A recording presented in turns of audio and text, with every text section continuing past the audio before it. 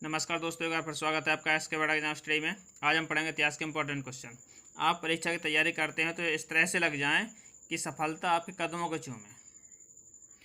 आप चैनल पर पहली बार विजिट कर रहे हैं तो चैनल को सब्सक्राइब करके बेल आइकन को प्रेस कर लें और ऑल पर क्लिक कर दें, जिससे लेटेस्ट वीडियो आने वाले सबसे पहले आपको प्रोवाइड हो सकें, आप परीक्षा की अच्छे से प्रिपरेशन कर सकें।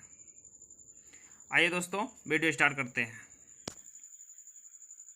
जातक कथा संबंधित है।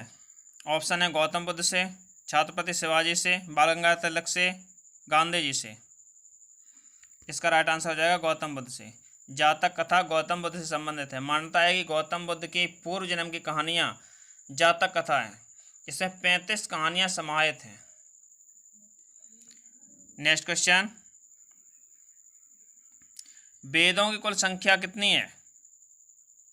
ऑप्शन है 1, 2, 3, 4। इसका राइट आंसर हो जाएगा 4। वेदों की कुल संख्या 4 है। अगर वेदांग पूछे जाते हैं, वेदांग, तो वेदांग की संख्या 6 होती है और पुराणों की संख्या 18 होती है। अगर वेदांग पूछे जाएं, वेदांग, तो वेदांग की संख्या 6 होती है और पुराणों की संख्या 18 होती है। वेद 4 होते हैं। अगर पूछा जाता है सबसे पुराना वेद कौन सा है, तो ऋग्वेद, जिसमें 10 मंडल हैं, 1028 सूक्तियां हैं। नेक्स्ट क्वेश्चन, निम्नलिखित में से भारत में सबसे पहले कौन आया? ऑप्शन है मुगल, अफ्रीकन, आर्य, अंग्रेज। इसका राइट आंसर हो जाएगा आर्य। भारत में सबसे पहले आर्य आए। मुगल 1526 ईस्वी में आए और अंग्रेज 1608 ईस्वी में आए। सबसे पहले आर्य आए। नेक्स्ट क्वेश्चन, बुद्ध के जीवन की घटनाओं और उनसे संबंधित स्थलों को सम्मिलित कीजिए। अब देखिए, गौतम बुद्ध का जन्म स्थान कहाँ पर है? लुम्बिनी में। 563 ईसा पूर्व में, 563 ईसा पूर्व में गौतम बुद्ध का जन्म हुआ था। कहाँ? लुम्बिनी में, कपिलवस्तु के पास। ज्ञान की प्राप्ति कहाँ पर हुई थी? बोध गया में। बोध गया में एक बड़ वृक्ष के नीचे, निरंजना नदी के तट पर, बैसाखी के पूर्णिमा को इन्हें ज्ञान प्राप्त हुआ था। प्रथम उपदेश इन्होंने प्रथम उपदेश कहाँ पर दिया था? सारनाथ में। प्रथम उपदेश सारनाथ में दिया था, पाली भाषा में। निर्वाण की प्राप्ति यानी इनकी मृत्यु कहाँ पर हुई थी? कुशीनगर में। अब देखिए मिलाइए, ए में चौथा और बी में तीसरा, सॉरी, ए में तीसरा, बी में चौथा, सी में 1, ए में तीसरा, बी में चौथा। इसका आंसर सी सही हो जाएगा। ए 3, बी 4, सी 1, D 2। Next question,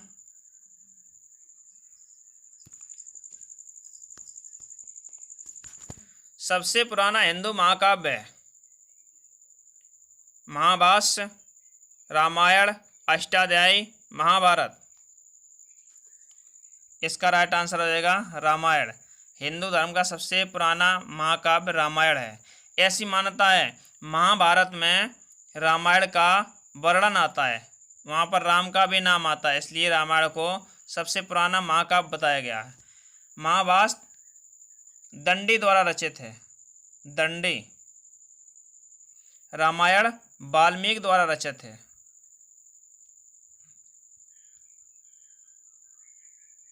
Mahabharat Ved Vyas द्वारा रचित है। अष्टाध्यायी पाणिनि द्वारा रचित है।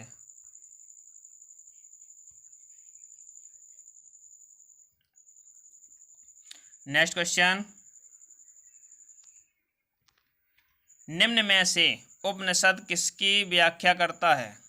ऑप्शन है आर्यों के दर्शन और सिद्धांत की, आर्यों के कानून की व्यवस्था की, आर्यों की राजनीतिक व्यवस्था की, उपरोक्त में से कोई नहीं। इसका राइट आंसर हो जाएगा आर्यों के दर्शन और सिद्धांत की। उपनिषद किसकी व्याख्या करते हैं? आर्यों के दर्शन और सिद्धांत की। अगर पूछा जाता है उपनिषद में वेदांत कितने हैं, वेदांत वहाँ पर पूछा गया वेदांग, यहाँ पर वेदांत, तो वेदांत 108 है, वेदांत 108 है। अगर वेदांग पूछा जाता है तो 6 है। नेक्स्ट क्वेश्चन, सिंधु सभ्यता में निर्यात किया जाता था। ऑप्शन है मिट्टी के बर्तन, सूती वस्त्र, सोना, काली मिर्च। इसका राइट आंसर हो जाएगा सूती वस्त्र। सिंधु सभ्यता में निर्यात किए जाते थे सूती वस्त्र। नेक्स्ट क्वेश्चन, सर्वप्रथम किसने चांदी के सिक्के चलाए। ऑप्शन है समुद्रगुप्त, स्कंदगुप्त, चंद्रगुप्त द्वितीय, कुमारगुप्त। इसका सही आंसर हो जाएगा चंद्रगुप्त द्वितीय। चंद्रगुप्त द्वितीय ने सबसे पहले चांदी के सिक्के चलाए। इन्हें विक्रमादित्य भी कहा जाता है। चंद्रगुप्त द्वितीय को विक्रमादित्य भी कहा जाता है, विक्रमादित्य।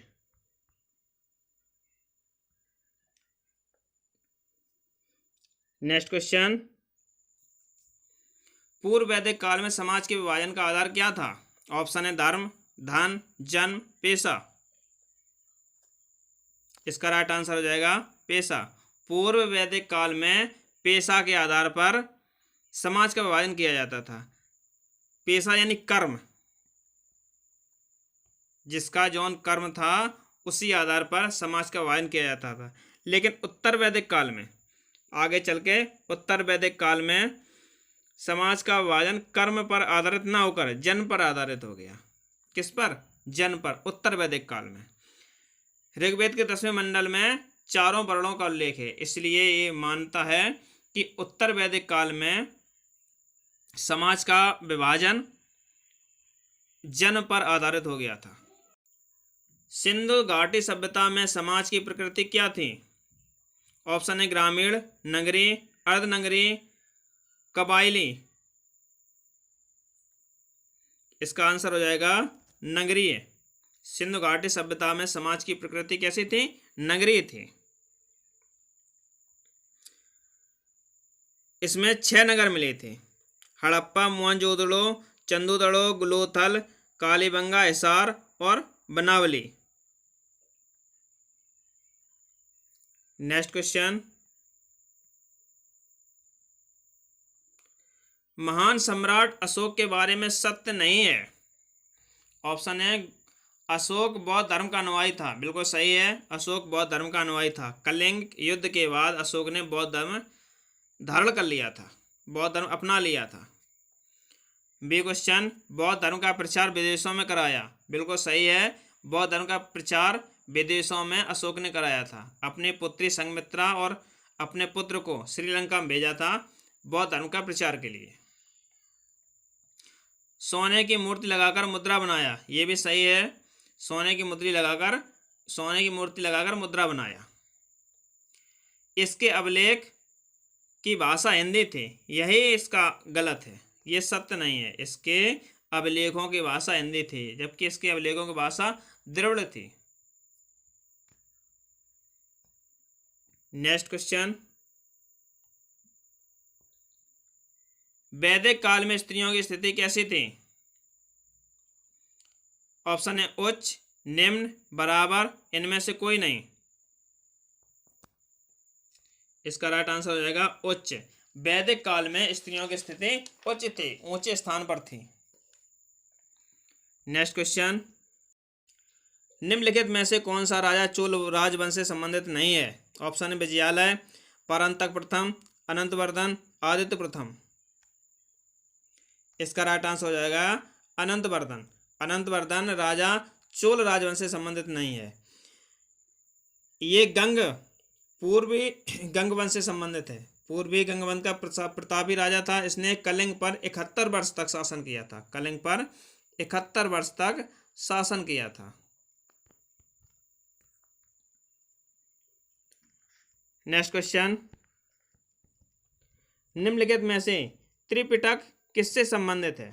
ऑप्शन है जैन धर्म, वैष्णव धर्म, पारसी धर्म, बौद्ध धर्म।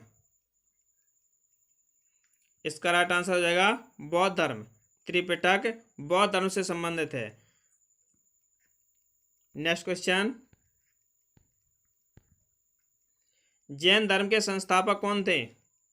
ऑप्शन है महावीर स्वामी, गौतम बुद्ध, ऋषभदेव, पार्श्वनाथ। इसका राइट आंसर हो जाएगा महावीर स्वामी। महावीर स्वामी जैन धर्म के 24वें तीर्थकार थे। ये जैन धर्म के संस्थापक माना जाता है। ऋषभदेव जैन धर्म के पहले तीर्थकार थे। पार्श्वनाथ जैन धर्म के 23वें तीर्थकार थे। और महात्मा बुद्ध, इन्होंने बौद्ध धर्म की संस्थापना की थी। नेक्स्ट क्वेश्चन, अजंता गुफाओं का निर्माण काल है? गुप्त काल, मुगल काल, मौर्य काल, आधुनिक काल। इसका राइट आंसर हो जाएगा गुप्त काल।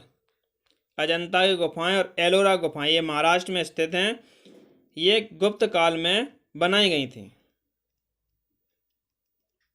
नेक्स्ट क्वेश्चन, भारत में शंकराचार्य पीठ कहाँ नहीं है? यहाँ नहीं पूछा गया है। ऑप्शन है द्वारका में, पुरी में, मथुरा में, बद्रीनाथ में। इसका राइट आंसर हो जाएगा मथुरा में। भारत में शंकराचार्य पीठ कहाँ नहीं है? मथुरा में नहीं है। दिए गए ऑप्शन में मथुरा में नहीं है। देखिए, भारत में 4 जगह पर शंकराचार्य पीठ है। एक बद्रीनाथ में, पुरी में, द्वारका में और श्रृंगेरी कर्नाटक में। कहाँ पर? श्रृंगेरी। श्रृंगेरी कर्नाटक। नेक्स्ट क्वेश्चन, गायत्री मंत्र कहाँ से लिया गया है? ऑप्शन है अथर्ववेद से, सामवेद में, यजुर्वेद में, ऋग्वेद में। इसका राइट आंसर हो जाएगा ऋग्वेद में। गायत्री मंत्र ऋग्वेद से लिया गया है। सबसे पुराना वेद ऋग्वेद। इसमें 10 मंडल और 1028 सूक्तियां हैं। नेक्स्ट क्वेश्चन, प्रसिद्ध ग्रंथ रामायण के रचयिता कौन है?